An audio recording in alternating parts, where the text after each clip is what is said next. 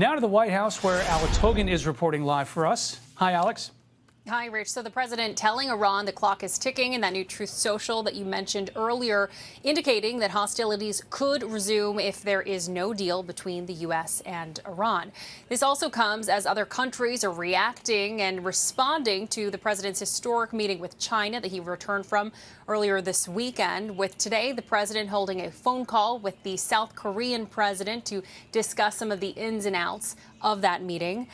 And in Beijing, President Trump says that he and Chinese President Xi Jinping discussed Taiwan. That was a large focus in that pending $14 billion arms sale to Taiwan in great detail, those words sparking speculation. Today, Taiwanese President Lai Ching-te says that everyone there is concerned about the issue. Lai Ching-te said that while Taiwan will not provoke China or escalate the conflict, it will not give up its sovereignty or free will and free way of life, nor will it be sacrificed. Now, White House officials today are also reacting to that, trying to reassure some of the concerns and fears, saying that the status quo has not changed. The president was really clear about this. There's no change in American policy on Taiwan.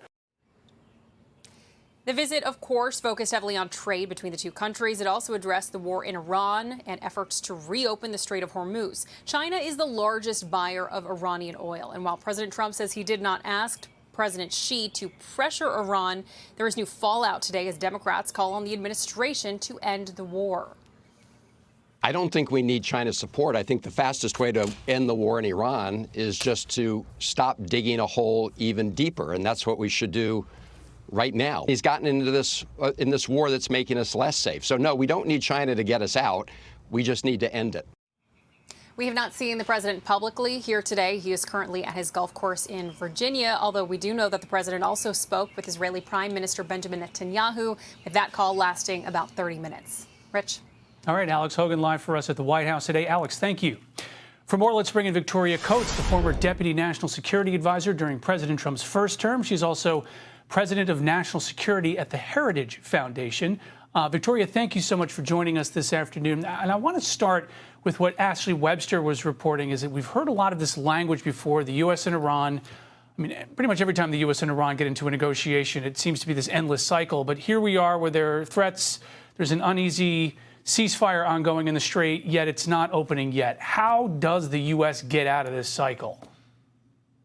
Rich, good to be with you. I think we're going to have some really interesting days coming up here this week, because Iran is getting into a worse and a worse situation vis-a-vis their oil exports. So they haven't been able to get oil out for a month. They're filling up their storage that's maybe already entirely full. The Treasury Secretary was talking about that over the weekend. And then they also have this issue where their electric grid is failing. The lights are going out. They're rationing of fuel. So they are facing an increasingly strong kind of pressure cooker, if you will, domestically, that's going to force them into some sort of a decision. And I know there's obviously pressure on the White House as well in the form of elevated gas prices and elevated food prices, but it's nothing compared to what Iran is facing. And we need to let that pressure build, get the good deal the president wants, and resolve this thing once and for all. Do you think some of the earlier goals and objectives, like completely ridding Iran of IRGC leadership, seem to be unattainable at this point? Or what are the best case scenarios that can happen? It seems like right now the U.S. just would like to get the Strait closed and contain as much of Iran's aggression as it can. Well, I don't know that the eradication of IRGC leadership was ever a goal of this operation. I think, I have no fondness for the IRGC. They've had a hit out on me for years, so I wouldn't mind if they went away. That's not a bad thing, but that was never the president's goal. The president's errand was to rid the American people of the threat of a nuclear-armed Iran, and the way they've behaved for the last 3 months tells us what most of us already knew, which is they would be too likely to use it. They're using all sorts of things that are not rational, shelling their neighbors. Even neighbors that have been historically more sympathetic to them, like Qatar, are now unified against them. So they don't make rational decisions. Ending the nuclear threat was always the president's bottom line. That's what needs to be achieved. Then, of course, we all want the Strait open and all of those molecules back on the market. The president just returned from a trip to China. Do you think that there was much accomplished on these? And in years past, Has the U.S. really accomplished much in these massive summits? It seems like we're continually talking about the same issues with China also.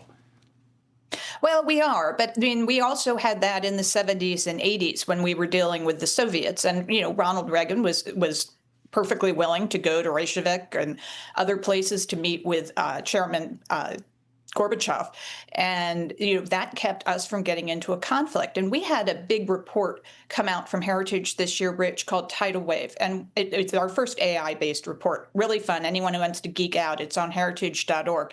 But the key finding that was consistent across all the AI platforms was a war between the United States and China is a 10% blow to the global GDP. That's global recession, if not depression. We want to avoid that if we can by reasonable means without appeasing China.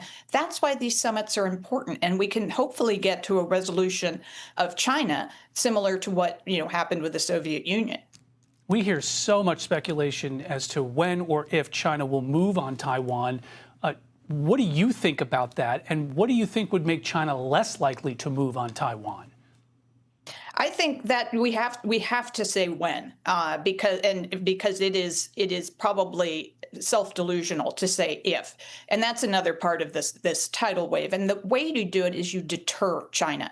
You make sure the United States is as strong as it can be. That's why the president's 1.5 trillion defense, or rather war budget that he submitted is so very important. This is a historic commitment to the United States military. And bear in mind, that's what President Reagan did too. He built up so quickly, with SDI, missile defense, that the Soviets couldn't match it. And they wound up destroying their own economy. And so I think that's the kind of much more peaceful route, peace through strength, that the president wants to pursue.